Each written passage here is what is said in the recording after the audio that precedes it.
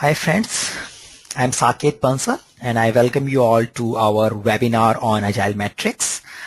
In this webinar, I would be taking through some of the common, frequently used matrices. I will also present one of economic view, which is a bit different concept, which is not that frequently used in Agile world. So a bit about me. Many of you are our old client who already know me, so it's good to see them back. But I run a company named iZenBridge Consultancy Private Limited, and we are REP of PMI, Scrum Alliance, IC Agile, and I also run community called Daily IT Professional and Discuss Agile Network. Via Discuss Agile Network, we do a lot of face-to-face group events. We did a recent event in Bangalore where I did a half-day session on Scaled Agile Framework. I am also SPC, Scaled Agile Framework Program Consultant, and I do provide SAFe-related training. It's a next step so this is a effort towards scaling and agile. So this is what I do. And before we start the session, I need to know about you. So as usual, many of you are already familiar with my style. So I want to have a small poll which helps me to know that where do you stand in your agile journey, how well you are aware of agile and scrum. So please quickly select your options and help me to know you by way of selecting how well you are aware of agile and scrum. Okay, so I am closing the poll, and good to see that we have majority of participants who are at a very advanced stage of agile and scrum, and many of them are expert. Few are learning and few are new to it. So a special note to the people who are a bit new to agile and scrum, today's session will assume that you have some level of understanding of agile and scrum, and we are directly jumping into the matrices. So we won't be introducing agile and scrum. So what you can do is, after attending this session, you can enroll to our free PMI-ACP or Agile Introductory program. It's a 7-hour program, and it will give you a good briefing about agile and scrum. Now another poll, I want to ask one more question because it is about metrics. So you can select multiple option as your choice. So multiple selections are possible. The question is which of the following metrics are you familiar with or you are frequently using? So you can select more than one. I just want to know which are the most popular metrics, especially to the people who are already into agile, practicing agile, using agile, or some way of doing something. Cool. So I am closing the poll. Great to see that most of you are familiar with two type of matrices, and these are Burndown Chart and velocity metrics. So these are the most commonly used metrics, which I also find while I interact with my clients. Cool. So this is a good starting point, and let's start with our session now. So as I said, we will be this session has 3 sections. I would be introducing what is this metrics is all about, what some common metrics which are used in agile. Now the metrics topic can go for long because there is no limit of matrices. We can create our own matrices on the basis of the focus area we want to put into. But I have picked up some of the matrices which I find either they are frequently used or I find them interesting enough for the discussion.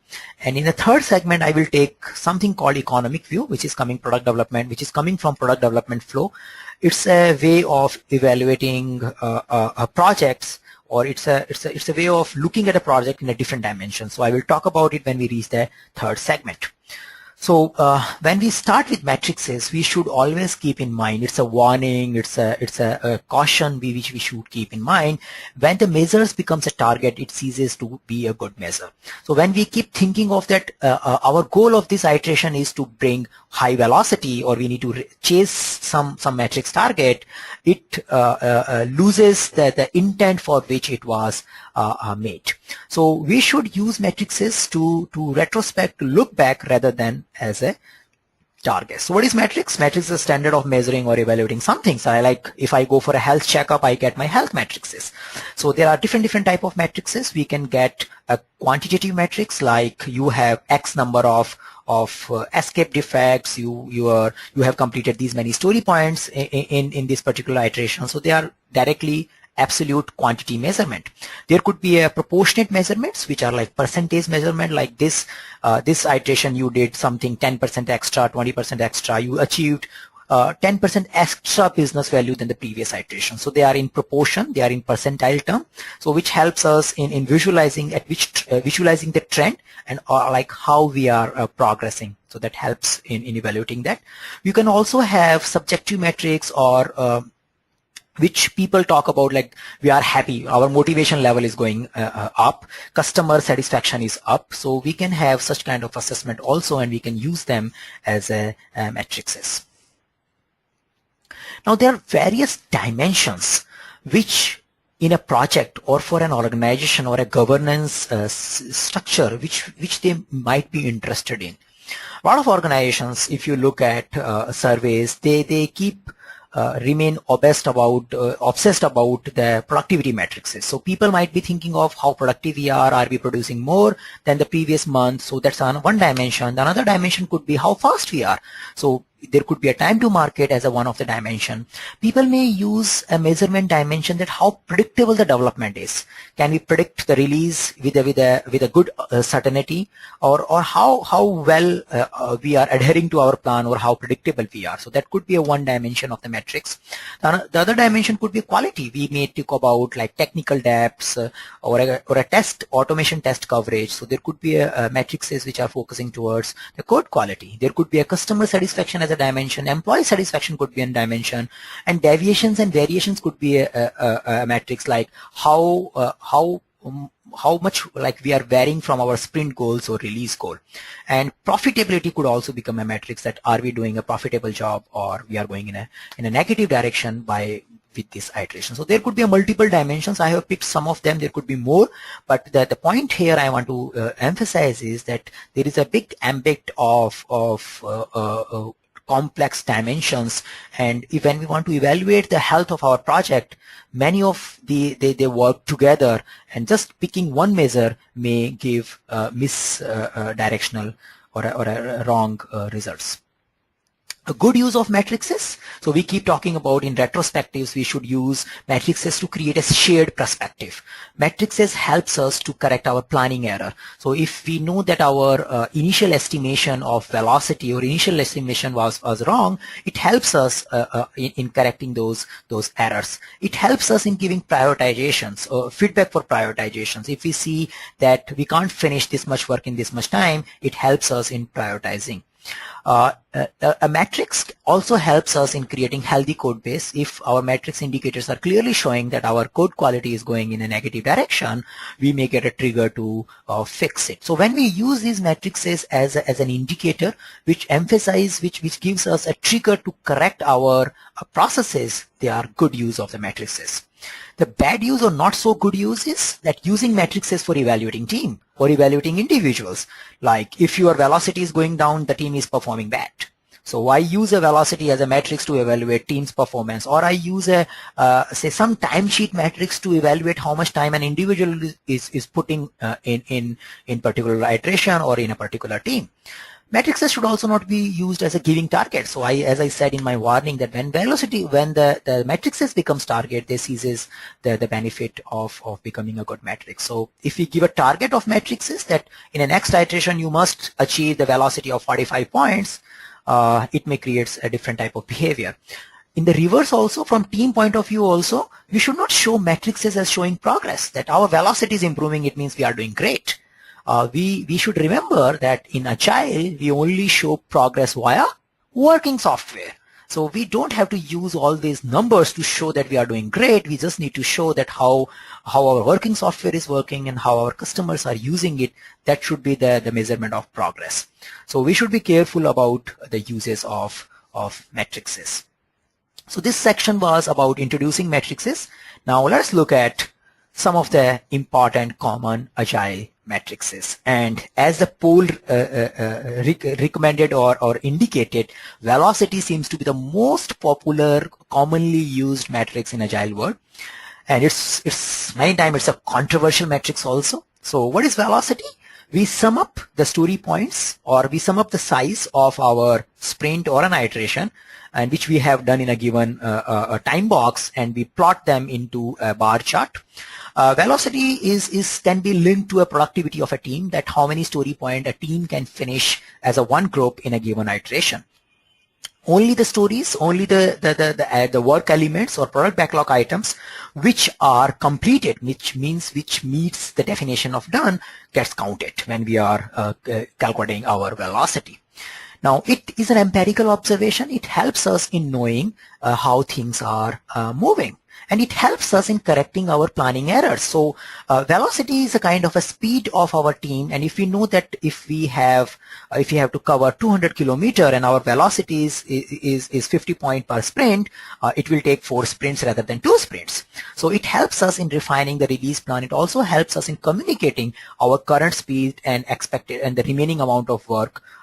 So number of sprints it will take to finish the number of remaining story points. Now, velocity should not be used for comparing team. Velocity should not be used as a target, because if we start giving velocity target, people may start overlooking definition of done. So I was like in today's class, we were having a discussion, and the one of the participant was sharing in their organization, they kind of created competition among teams, and they used a velocity as a metrics to create that competitive culture. So it was resulted in one team showing good velocity, and when they digged into it, they found that a lot of stories were not meeting definition of done, but somehow product owner also accepted it, and it was showing high velocity. So those kind of behavior may start emerging when we start using velocity as a target. One more variant or another metrics which can be also used is velocity and capacity ratio. So many times, like you may think that in this iteration we have 3 holidays or 2 people are on leave. So we may see a ratio of velocity and capacity, like number of person days available in a sprint, and that may give an indicator that how velocity is getting impacted by the change in capacity of the team. But if you are having a low velocity, it does not always mean the team is slow. It could be that stories are not refined well. There could be impediments which are not getting resolved at the right time. The another metrics which I feel a team should be using if they find they are not finishing the committed stories sprint on sprint. So this is stories started but not done.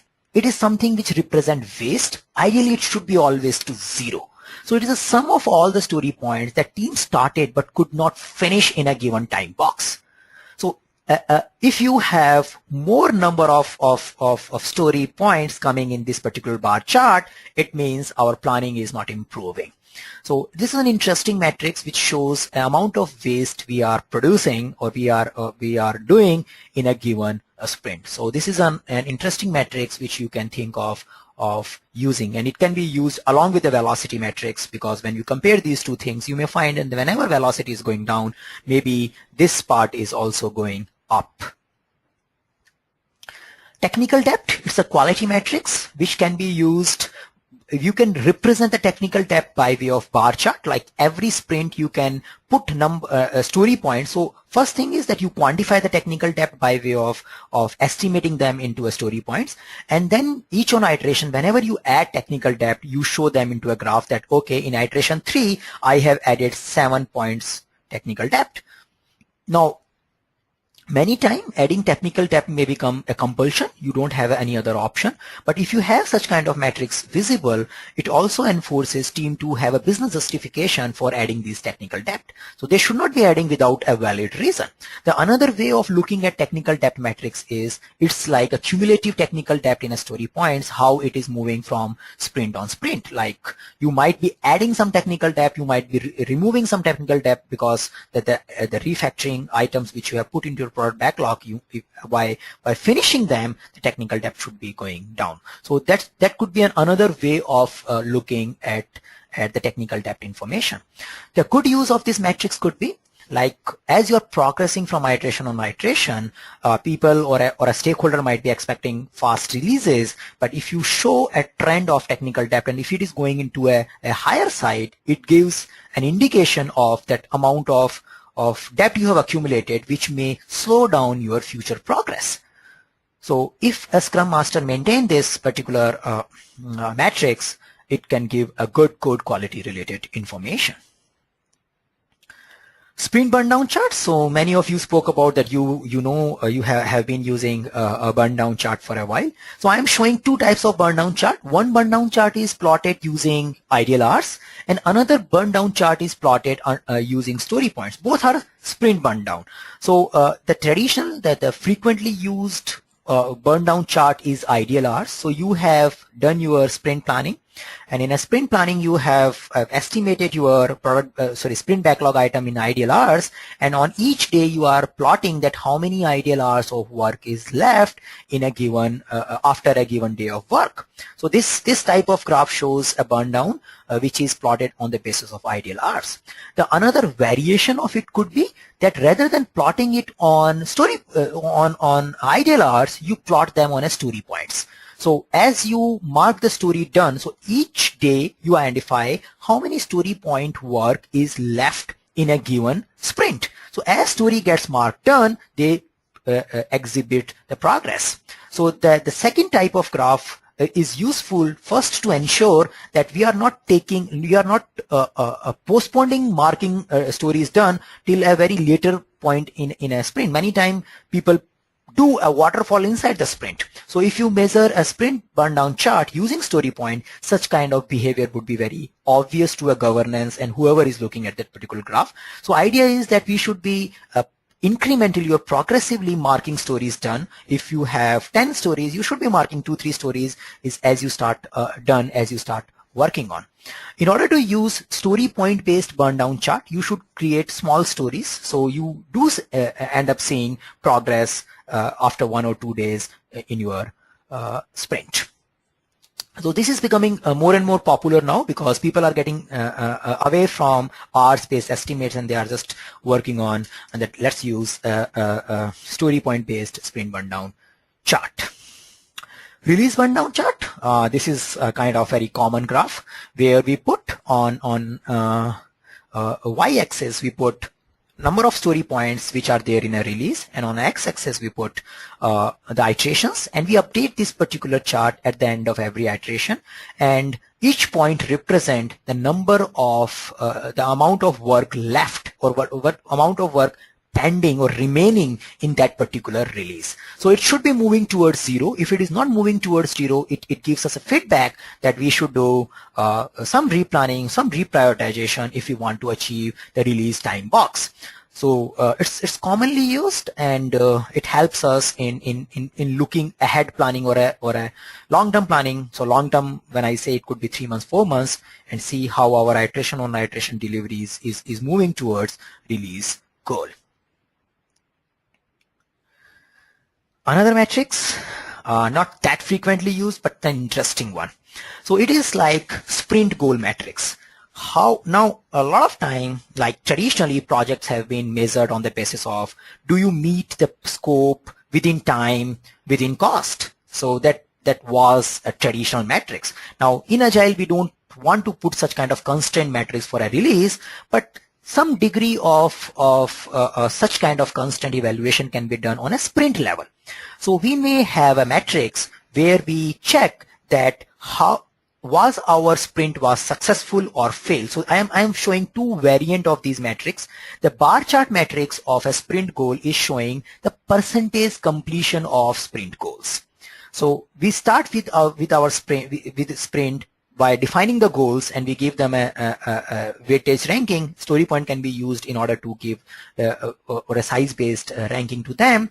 And when the sprint is over, we evaluate how much percentage we have achieved the goal. So that could be a one matrix which shows a goal matrix or a percentage completion of goals sprint on sprint. The another way of looking at, we make it Boolean. We say pass or fail, and we show this particular matrix to, and then we define the definition of pass as well as fail. That pass usually means achieving the complete goals. Fail means that not achieving the complete goals. And this Boolean metrics can exhibit that how we are progressing sprint on sprint. Are we meeting our goals, or are we always frequently keep failing to our sprint goals? So this metrics can also be useful at a governance level, where you are coaching or you are facilitating multiple Scrum teams, and you want to have a consolidated view of that how in an organization the effectiveness of sprint planning is improving.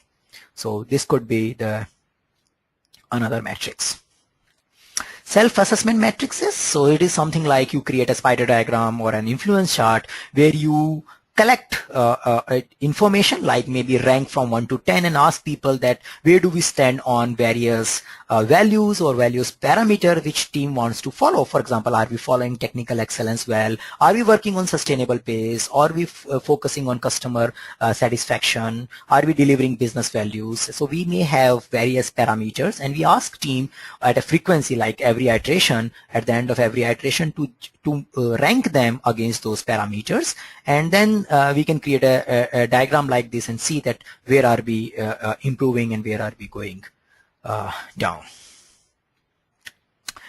This one is one of my favorite metrics, and this is a value point delivered. Now many of you might be hearing it first time. See, we are too much engaged or worried about our velocity. A lot of time we only understand one metric, which is velocity. In order to achieve velocity, we do many things. Like if some story has an impediment, we think of replacing that story with something else, because we don't want to lose the velocity. So we do those kind of behavior in order to get the required number of velocity per sprint. Now value point delivered is like, along with the story point, each story should have a value point. And at the end of the sprint, we sum up that how many value points we have delivered in a given sprint. How to get the value points? Product management team or product owner can play something like a planning poker, and it could be a relative sizing where there is a mechanism by which these stories are given a value points. Now what are the advantages? Even if your velocity is going down, you focus that at least your value point remains up. So if you have to do a replanning, you will focus that you will finish the stories which has high value points. So having a value point information always available along with the story creates an environment where prioritization is enforced even when the people are working inside the sprint.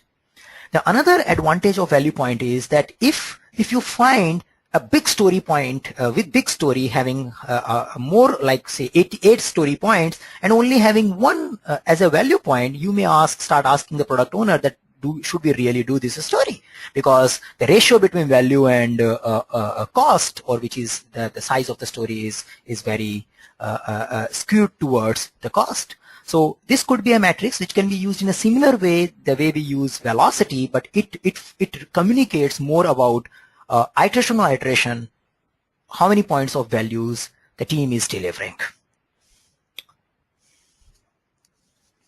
The another matrix, it's a sum total of defects. So defects in story point. So if we start estimating defects and we create a matrix or a trend line, which is could be a cumulative matrix, that at the end of every iteration, what is the size of defect backlog? And ideally it should be moving to 0. Or it should remain near to the 0. So again, like a technical debt, this also shows a trend.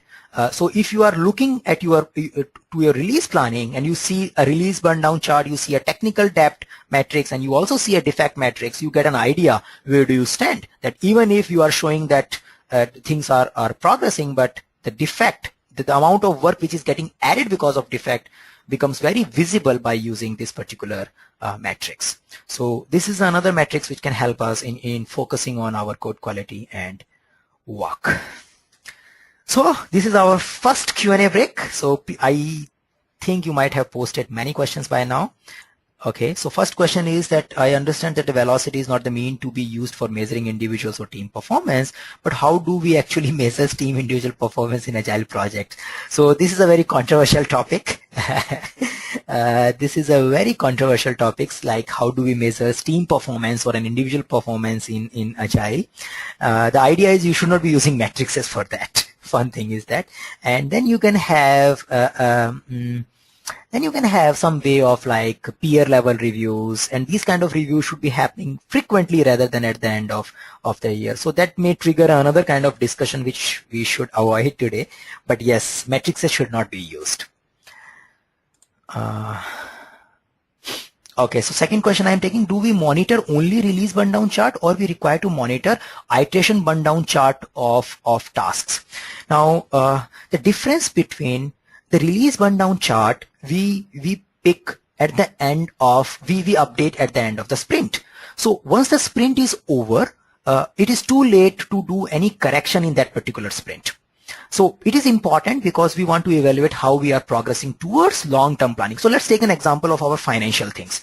So each company makes annual targets, and they do have a quarterly target also. So when you are in a given month, you only worry about this month target, and your day-to-day measurement would be that this month we have to achieve $5 million revenue. Are we reaching $5 million? You don't think of that in an year we have committed $100 million. You only worry about that particular month, and you monitor how we are chasing that target inside that month. So that is a sprint level metrics. That's a sprint burndown. That's a iteration burndown related metrics, which can be measured in the term of hours or in the term of story points. But once the month is over, so we have achieved monthly target, it not necessarily makes us great if we are not moving towards our annual target or a quarterly target. So release burndown chart is moving towards like how well we are moving towards release level goals or annual level goals. Okay, so getting many questions. Okay, I'm picking so could you please explain the technical debt again? So what is technical debt? First, let's talk about that. Technical debt is less than perfect code and design implementation. For example, I want to fix a bug and there is a release planned. We have a demo planned tomorrow, and if I do the proper fixing, it takes 3 days. But since I want to mark this story done because this story is important for my potentially shippable product increment, I may take shortcut. So I say that, okay, I'm only fixing it in a presentation layer. I'm not fixing it in business layer or till database, and I will just push it. Now, while doing it, you have finished that story because the functionality looks good, but you have created a debt which need to fixed, which need to be cleaned at some point of time. So if you start quantifying that work, if you start putting that work into a backlog and start putting a story point against it and start measuring that how much such kind of depth work I am adding iteration on iteration, that is the technical depth metrics. So first quantify the technical depth and then look at the number, that what is the size of that technical depth iteration on iteration. Okay, I think there were few more questions related to technical depth into a story point. Now, a lot of time we face a difficulty if I extend the same conversation, how do we quantify technical depth? So again, we can use a relative sizing. The way we start doing story level estimation. So story points somehow represent that how much time of effort or how much cost it will be involved to clean this work or to finish this work. On the same way, if we start quantifying that the depth which I am adding is equivalent to 2 story point or 3 story point by way of relative sizing against the existing benchmark of story points. And in the same way, we should also do a sizing of defects. Now, defect sometimes may look very small. So you may have a measurement number like 0.5, or you may put 4 or 5 defects together and say this is a 1 pointer equivalent defect size. So you need to size them in story point, and you need to use a similar way of quantifying them so a team can project that how many iterations it will take to finish the technical depth as well as the defects. So best matrices for distributed team. These all matrices may work good in a distributed team, but since the distributed team is more focused, the challenge becomes more towards coordination and how collaboration is among the different team. We may need to focus on more assessment. So assessment metrics which we have used, so the assessment metrics may become important, especially for distributed team, because there should be the values of collaboration and should work in that. The another thing is in a distributed metrics also, if we are losing sprint, if we are missing sprint goals, if we are adding technical depths, so those metrics still remain relevant. I have not thought about a specific case where we could have a special metrics which can be used for a distributed, but most of these metrics will remain relevant. We may have to add few more to make the distributed team look more transparent. Okay, taking another matrix, is the effort variance is a good matrix to measure. In general, in Agile, we focus on amount of work done rather than on activities. So why the philosophy of Agile is that we suspect planning more than execution. So if something goes wrong, we first question the plan rather than an execution. And since we question the plan more, we don't use effort variance related metrics much. We focus on what is completed and what is done, what is pending. Now, the another question is coming that if it's difficult to forecast the technical debt or defects, how do we do a release planning? So that is where that release planning is done with some level of uncertainties, and by quantifying defects and story point as they occur, not upfront. We are not saying that you projected how many technical debts and defects backlog you are going to add, but if you keep quantifying them, it shows the real quantum of work left in a given release. And you can have a decision. Some defects may not be not necessary to be fixed in a given release. So those things can be used. So important, one more questions which catch my eyes is that what mechanism is used for assigning value points, and who decides the value point, the product owner or the team? The value point should be coming from business. Now, product owner may not assign the value point on his own, but he may collaborate with some of the business users who are the important stakeholders and who are going to consume the output of your product increment. So the people who would be using your product, those stakeholders can give the value point. Now, how do you do it? You can use a planning poker mechanism only. You can have a relative sizing. You can have a relative value point identification, or you can use a mechanism like we need to give a value point to a story between 10 to 1. And we need to just rank it accordingly. The idea is even a bit rough order judgment on a value point forces us to think about value, and it drives a prioritization, which is very essential for Agile and Scrum team, because a lot of time I see Agile and Scrum team remain too focused on velocity. And these matrices should not be used as a micromanagement tool. So I am picking another question here. They are not a micromanagement tool. They are health indicator. And that is where I was focusing on a good and bad use of matrices. Rather than making them that you have this target to achieve, or we need to say that you do your best. We trust you. You are fully focused on working, and that's why we respect people. That is our first one of the Scrum value. We respect. Now, we respect that, but we do want to measure our own progress. We want to see what is going in which direction so that we can correct those things. So rather than using metrics as a target or a micromanagement tool, we should use them as a diagnostic tool, as a feedback loop which helps us in improving. There are a few questions which was coming. So is there any tool to find out the technical debt? Any ideas about how people train to reduce it? So there are few tools which can suspect the wrong code implementation or a implementation against the standards.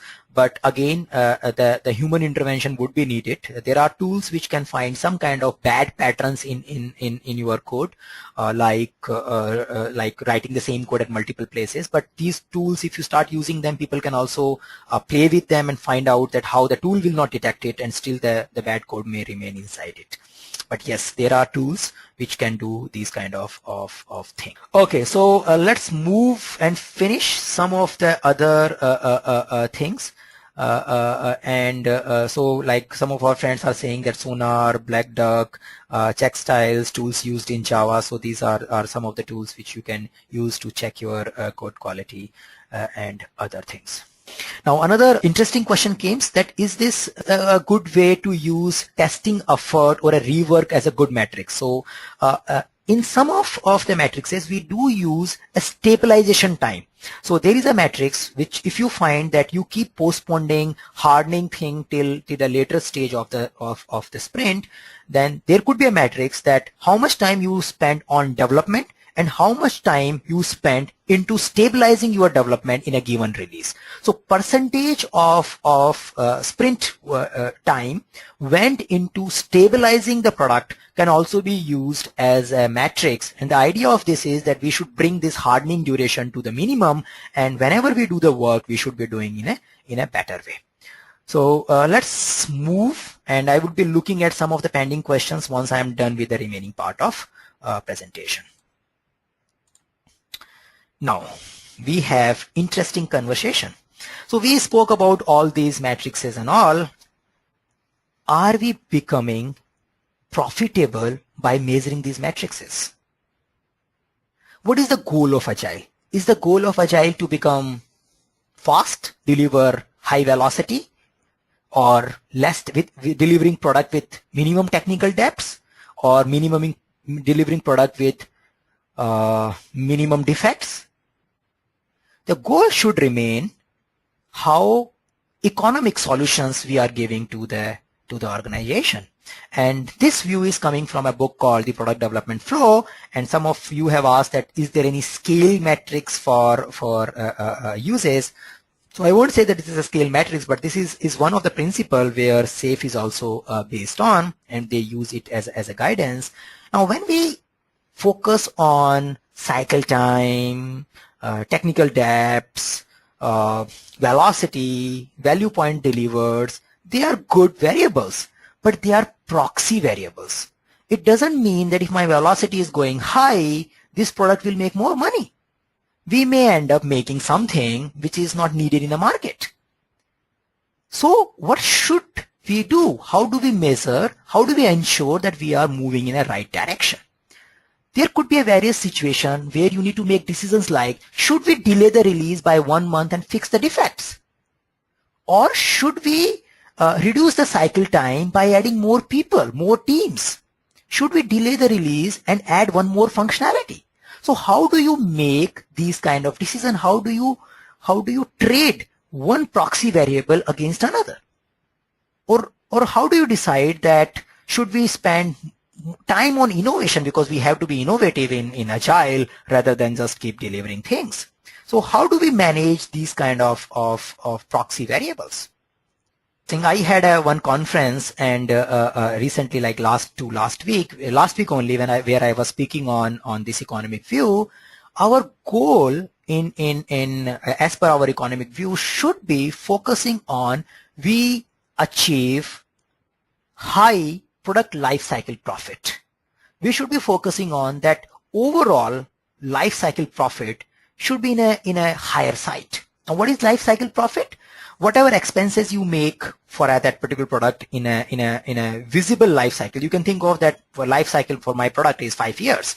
So say amount of money I'm spending on development for this 5-year duration, and money which I expect to earn in this 5-year duration, if I put everything together, what money I make is a complete life cycle profit of that particular product.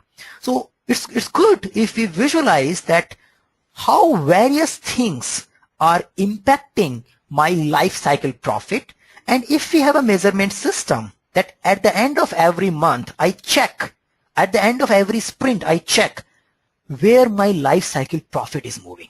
Is it going up or is it going down? How can it go down? By adding more defects, by adding more technical depths, or it can go up just because I have added an extra feature which gives me a competitive edge for my competitor, and it can sell more. My product will be more sellable because of that particular feature. So if we create a model which helps us in calculating a dollar value for my product at the end of every iteration, which shows that on today's date, as per my today's scenario, my life cycle profit is XXX dollar. It is going up or it is going down. And this XXX dollar is a combination of multiple matrices. It includes the development expenses. If you are adding more depths, your development expenses will go up. If you are making more defects, your risk of failure or risk of non-conformance or the cost of non-conformance will go up, and that should be taken care. But it's not like that I must finish all the defects before or a good amount of defects before I release. If my life cycle cost makes give me an indicator that it's good to go with these defects, because even if they occur, they will not be costing more than XX dollars, and you still make more profit rather than spending Y dollar to fix them and deferring the release by 1 month. So the idea of this particular talk is that we don't see such kind of matrices in IT organizations, but if you are transforming organizations enterprise towards agility, you should bring some matrices which focuses on outcome. Now, whatever matrices we have discussed, they are primarily moving towards, so these are some of the references which I have used. I would be sharing this presentation soon. So many matrices which we use in our day-to-day life are more focused on processes. How good we are doing development, how good we are doing testing, how good we are writing user stories. But even if we optimize those matrices, it may not result into more money. So we should have a measurement system which focuses on how well, how good we are progressing towards the goal of making money. Because in the process of making money, the development team is just part of it. A lot of things happens before development and a lot of things will happen after the development team is done with their work.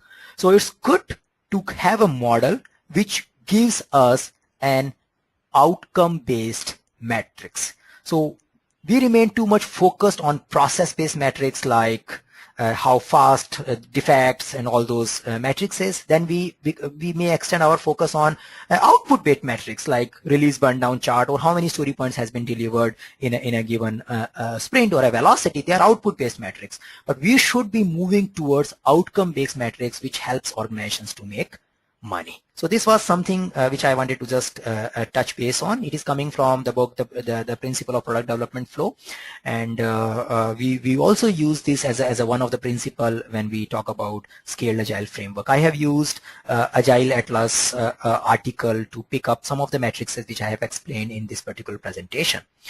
We do a lot of training, so if you are interested in doing PMP, PMI-ACP or PMI-PBA, we have an online product which helps people to get certified, and we do a lot of classroom trainings on SAFe, PMI-ACP, Certified Scrum Developer, PMP, PMI-PBA in many parts of the cities, Delhi, Hyderabad, Pune, Mumbai, Bangalore. So if you are interested in doing any certification, you can just check our website and training calendar, and our certification process remains different. It's not like just getting people certified, but getting people certified with good knowledge, good industry connect. So that is somehow we differentiate ourselves.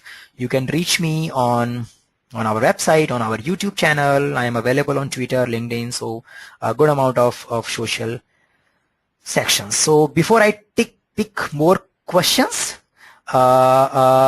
let me close one of the frequently asked question, which is how do we get PDU or SEU out of this particular session.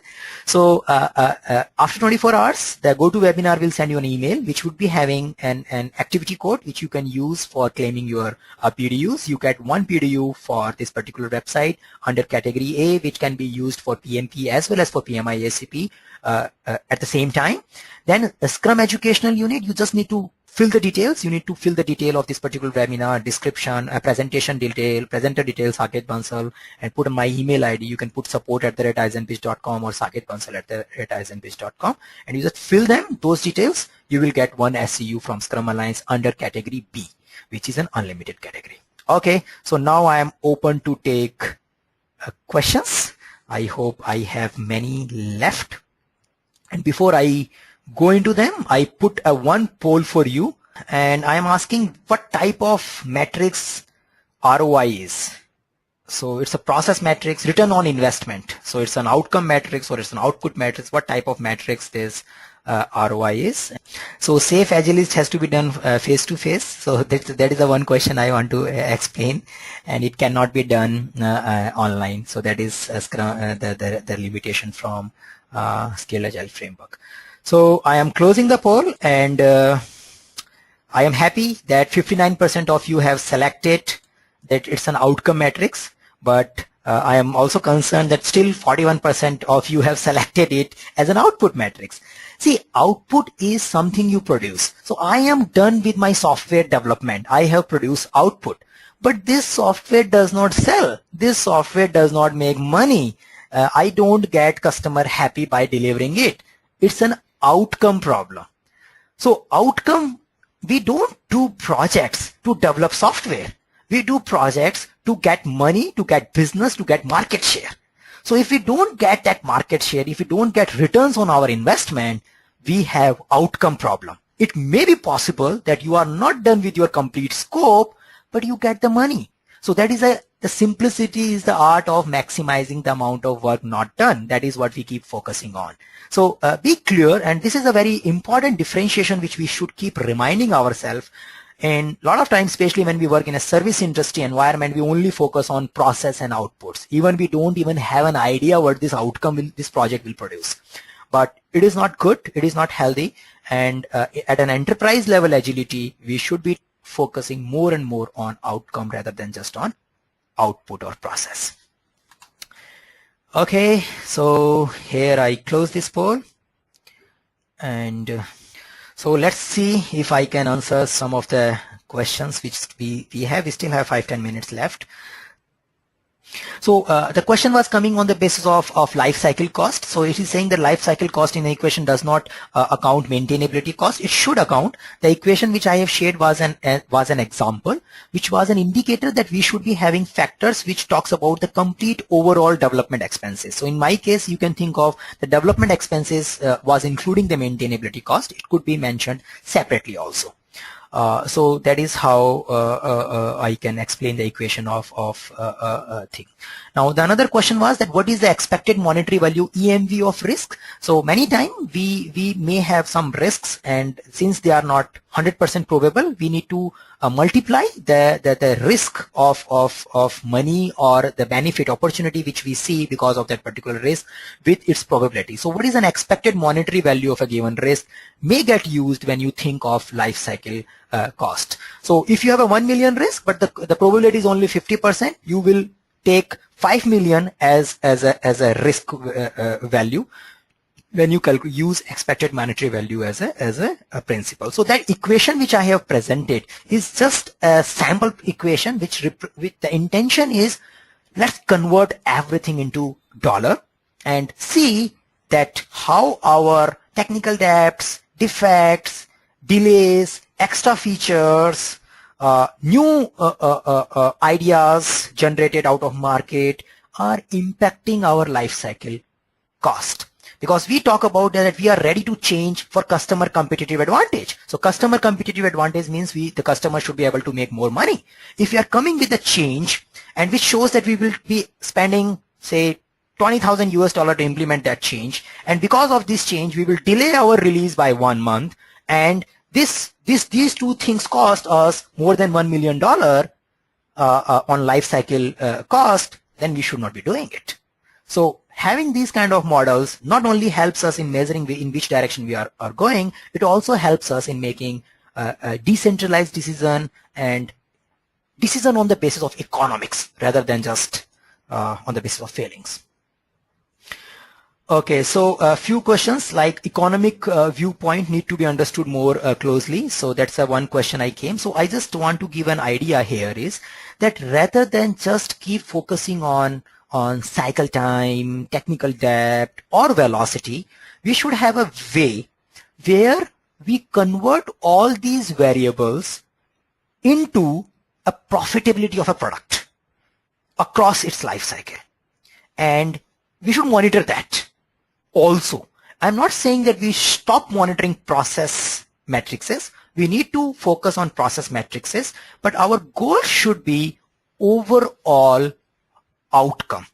So process matrices gives us enough triggers to fix the problems, but the goal should be that we make more money at the end. So Achal is asking about the story point thing. So what I would recommend is for the question related to how many story points can be completed in a one sprint, etc. I would recommend please enroll to our free PMI-ACP introductory program. It will give you a good idea about what are how do we do planning in Agile. We do have a webinar video. I think it is part of that free program where I am talking about how do we do a release planning in Agile. Okay, so I think I am done with the questions which have been waiting for me. Yes, seems to be. So Sarika is asking about that, do we have some open source tools which can help you to make these kind of matrices? There are few. There are open source, there are paid one. Let's keep it offline, but yeah, there are many which helps you in doing it. So okay, so another deviation matrix. Is there any matrix of effort deviation planned versus actual in Agile? So I spoke about. Now it's not recommended, but many companies still monitors it. Another question was, what is the difference between technical debt and spike? Spike is a work. Technical debt is a pending, imperfect work which needs to be work on something. So spike is an isolated experiment which we do in order to discover some behavior, some technical problem, like that. Technical debt is less than perfect code and design implementation which is lying in your product, which is inside your product, which is not visible from outside. But if you do things at a later point of time, they make your future work slow. So what is the metaphor technical debt shows about is that if you don't pay them, they have interest and they keep accumulating themselves, and they may become so unmanageable that at a later point of time, in order to do a small work, you may need to spend a lot of money, because you need to first pay interest on technical debt because it's not perfect code, and then you do the small work. So that is the metaphor of technical debt is all about. We did a webinar on technical debt. In case you want to have a look at it, we have a recording available at our YouTube channel. Please have a look at it. Okay friends, so thanks for participating, and I think I have given enough information about PDUs and SUs, so that question is solved this time. And do stay in touch. We have a forum.izenbridge.com. I would be happy if you bring some of this discussion on our forum. We can have a community-based discussion there. Okay friends, so thank you, and thanks for joining.